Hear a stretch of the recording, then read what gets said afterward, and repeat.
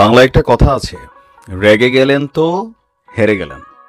পাগলা ছেলে, হ্যাঁ, দ্য ব্লুটুথ বয় সার্জিস আজকে আমার মনে হয় যে অনেকটা রাগের মাথায় এই সিদ্ধান্তটা সে নিয়েছে। তবে তার এই সিদ্ধান্তে ব্যাপক সমালোচনা তৈরি হয়েছে যে তাহলে দায়িত্বটা পালন করবে কে? যে কোনো একটা জিনিসের জন্য বেশ কয়েকজন দায়িত্বশীল মানুষের দরকার হয়। আর আমরা দেখেছি যে এই জুলাই আগস্ট অভ্যুত্থানে সবচেয়ে বড় ভূমিকা রেখেছে, মিডিয়া গরম রেখেছে বা এই আন্দোলনকে সামনের সারিতে রেখে নেতৃত্ব যারা দিয়েছে তাদের মধ্যে সার্জিস আলম অন্যতম ব্লুটুথ বয়। আর সরকারে যারা ঢুকে গেছে তাদের কোনো নিউজ আপডেট ওইভাবে পাইনি। তো বাহিরে যারা আছে, হাসনাত আবদুল্লাহ বৈষম্য বিরোধী নিয়া, ওইখানে মারামারি চলতেছে, পিটাপিটি চলতেছে, এদিক দিয়ে বাকি ছিল সার্জিস আলম। তো সার্জিসের নেতৃত্বে যে দায়িত্বটা ছিল সেটা ছিল খুবই গুরুত্বপূর্ণ একটা সেক্টর। বিশেষ করে এই আন্দোলনে যারা আহত হয়েছেন, নিহত হয়েছেন, তাদের পরিবারের জন্য যে শত শত কোটি টাকা এখানে গিয়েছে, সেই টাকাগুলোকে যারা আহত হয়েছেন তাদের লিস্ট করে, যারা নিহত হয়েছেন লিস্ট করে তাদের পরিবারের কাছে এই টাকাটা পৌঁছে দেওয়া। তো তারা কি শতভাগ পারছে এখন এই দায়িত্ব পালন করতে? আসলেই পারছে না। ছাত্ররা রাস্তায় নামছে, এখন আমরা পত্রিকাতে দেখছি গুলিবিদ্ধ হয়েছে, আজকে 6 মাস খবর নাই, এরকম অনেক ধরনের অভিযোগ কিন্তু তৈরি হয়েছে। আর এই সকল কিছুর মাঝখানে প্রেসার ফিল করছেন সার্জিসের। পাশাপাশি এমপি ইলেকশন করবেন, বেচারা রাজনৈতিক ব্যস্ততা একটু বাইরে গেছে। তো জুলাই আগস্টে আসলে খুব বেশি সম্ভবত সময় দিতে পারছেন না। আবার তাকে কমেন্ট করছেন অন্য সমন্বয়করা, সে আবার রাগের মাথায় বলতেছে তাহলে তুই দায়িত্ব নে। এই যে মান অভিমানের খেলায় আসলে ঝামেলায় পড়বে কারা? যারা এই আন্দোলনে আহত হয়েছে, নিহত হয়েছে, তাদের পরিবারগুলোই ফাইনালি বিপদে পড়তে যাচ্ছে আমার কাছে মনে হচ্ছে। দর্শক, জুলাই শহীদ স্মৃতি ফাউন্ডেশনের দায়িত্ব ছেড়ে দিয়েছেন আপনার বৈষম্য বিরোধী ছাত্র আন্দোলনের অন্যতম সমন্বয়ক, জাতীয় নাগরিক কমিটিতে এই মুহূর্তে যিনি ব্যস্ত, সার্জিস আলম।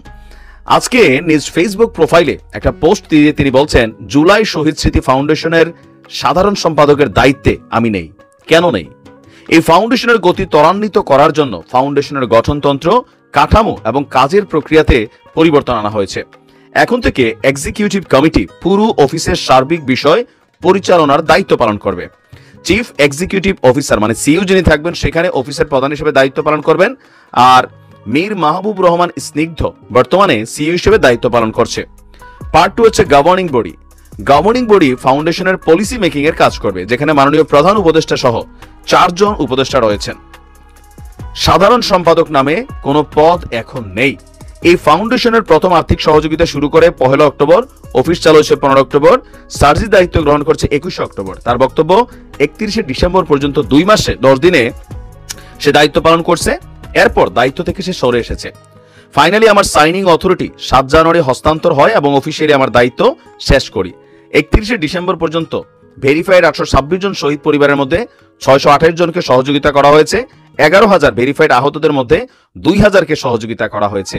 টাকা আছে। ডাক্তার ইউনুস বলছেন যে এখানে টাকার সমস্যা না, সমস্যা হচ্ছে ম্যানেজমেন্ট। তো সেই ম্যানেজমেন্ট থেকে যদি সার্জিসও সরে যায় তাহলে এগুলো করবে কারা?